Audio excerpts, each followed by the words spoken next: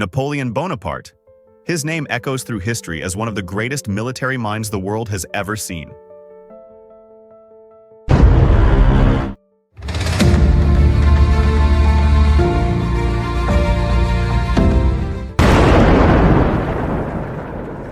A man who conquered nations, defied empires, and changed the very map of Europe. But how much do we truly know about him? We think of a ruthless general, obsessed with power, or the short man whose ego drove him to war. But that's only half the story.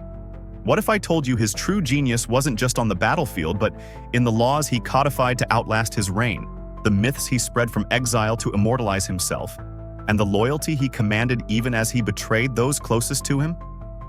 What if I told you that while his victories seemed unstoppable, they relied on ruthless espionage, propaganda, and a willingness to gamble with the lives of his men? Napoleon's triumphs were brilliant, but they hid fractures as deep as the empires he toppled.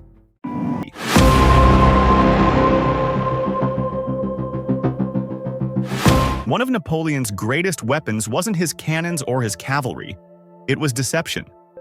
At Austerlitz, widely considered his masterpiece, he baited the Austro-Russian army into attacking what they thought was a weak French flank. In reality, it was a trap. When the enemy overextended their lines, Napoleon unleashed a devastating counterattack, splitting their forces and securing a decisive victory. But this wasn't just luck. Napoleon studied his enemies obsessively, predicting their moves before they made them. He understood that war wasn't just about strength, it was about psychology. If he could make his enemies doubt themselves, half the battle was already won. His ability to manipulate minds was as critical as his skill in commanding troops.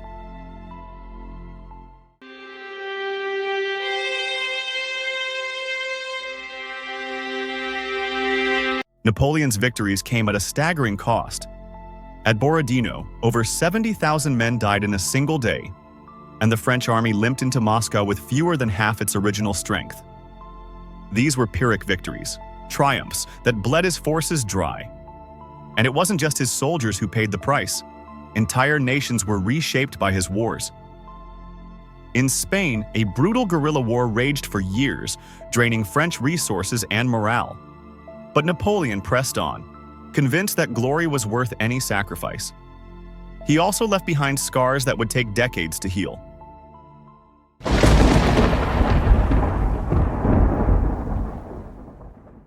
Even a genius like Napoleon couldn't control the weather. His 1812 invasion of Russia is infamous for its devastating consequences. Napoleon marched into Moscow expecting a quick victory, but the Russians had other plans. They burned their own cities, leaving his army without shelter or supplies. Then winter arrived. Temperatures dropped to deadly levels, and thousands of soldiers froze to death. But this wasn't the only time nature betrayed him. At Waterloo, heavy rains turned the battlefield into a swamp, delaying his attack and giving his enemies time to regroup. Napoleon's greatest battles weren't just against men, they were against forces beyond his control.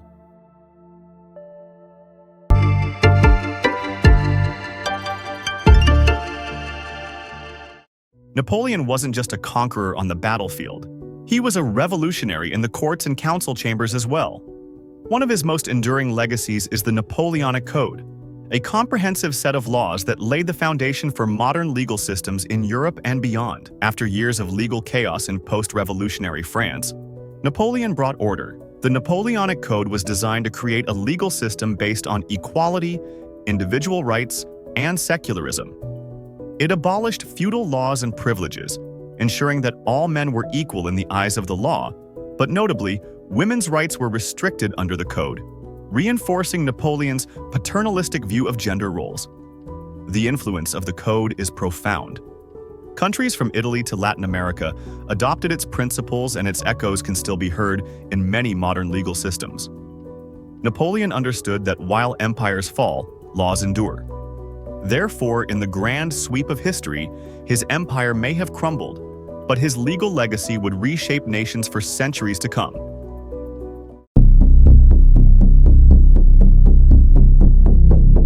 Napoleon's ability to dominate on the battlefield was enhanced by a secret weapon: espionage.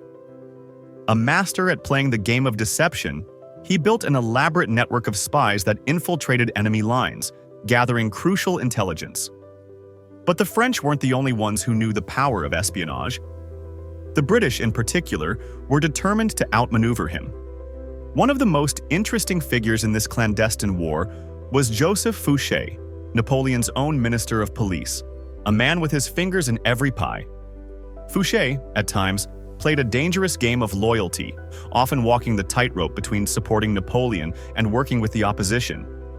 His ability to manipulate information made him indispensable, and yet equally dangerous. Napoleon, for all his brilliance, could not fully trust those closest to him. Espionage wasn't just about gathering information. It was about shaping the future of nations from the shadows. Napoleon's intelligence operations didn't just target enemy troops. They aimed to influence public opinion, neutralize opposition, and keep the emperor's hold on power. Therefore, the art of spying and lying became an essential element of Napoleon's empire, one that helped secure victories but also sowed the seeds of distrust within his own ranks.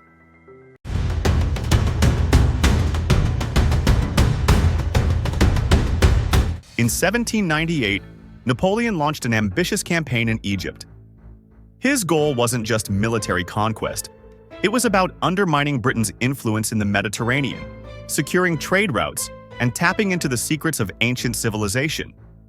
What followed was an adventure that was equal parts triumph and disaster.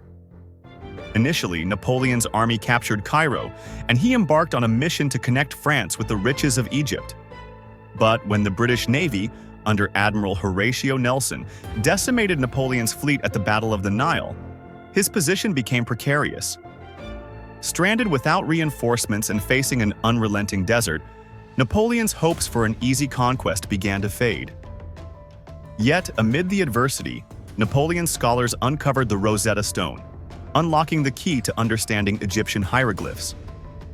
This wasn't just a victory on the battlefield.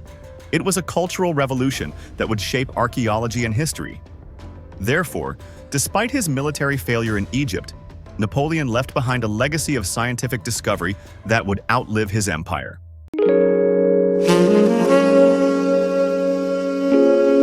Napoleon Bonaparte was a man defined by his ambitions, but also by the women who shaped his personal life. His first wife, Josephine, was the love of his life. A woman who, despite her inability to bear him an heir, captured his heart and mind. Their marriage was turbulent, full of passion and betrayal, but ultimately, Napoleon's need for a male successor led to their divorce. Then came Marie-Louise, an Austrian archduchess whom Napoleon married to solidify political alliances. Their union produced a son, Napoleon II, known as the King of Rome. Yet this marriage, while politically advantageous, lacked the emotional depth of his first. Napoleon's letters reveal the internal conflict he felt between duty and love. He was a man of iron will in public, but a lover and father torn by personal longing in private. Through his relationships, we see a man who, despite his imperial grandeur, was still deeply human, vulnerable to heartbreak, ambition, and the complexities of love. Napoleon's romantic life offers a window into the man behind the legend, a man both driven and haunted by his passions. Exiled on the remote island of St. Helena, Napoleon could have faded into obscurity. But instead, he became a master of myth-making. While European monarchs celebrated his fall, Napoleon meticulously crafted a narrative of his own. Dictating his memoirs, he portrayed himself as the savior of the revolution, a leader betrayed by the European monarchies. This narrative wasn't just for himself. It was a calculated move to ensure his legacy would live on. Napoleon knew that while his empire had collapsed, the stories of his genius and the injustice of his exile would continue to fuel admiration and even inspire future generations. His carefully constructed myth influenced revolutionaries, artists, and even the political landscapes of the 19th century. From the streets of Paris to the remote corners of South America, Napoleon's myth became a rallying cry for those who sought liberty and change. Napoleon's legacy was more than just military conquest. It was a story he carefully crafted to ensure his place in history was unassailable. Waterloo, the battle that forever sealed Napoleon's fate. But what really went wrong? Was it just bad luck? Or was it a series of critical errors that led to his downfall? The truth lies in a perfect storm of misfortune. First, Napoleon faced a coalition army that had learned from previous mistakes. The British, under Wellington, had adapted to Napoleon's tactics. And then there were the Prussians, led by Blucher, who, despite being separated from the French by miles of rugged terrain, managed to regroup and join forces at a crucial moment. But it wasn't just his enemies that doomed him. Napoleon had been in exile for a brief period before his return.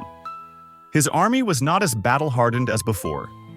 His troops were tired, and his command was fractured. The weather also played a pivotal role, with heavy rains turning the battlefield into a quagmire, which delayed his attack and gave his enemies time to fortify their positions. Therefore, Waterloo wasn't just a battle. It was a culmination of miscalculation, poor timing, and relentless enemies. It wasn't just Napoleon's defeat. It was the collapse of an empire.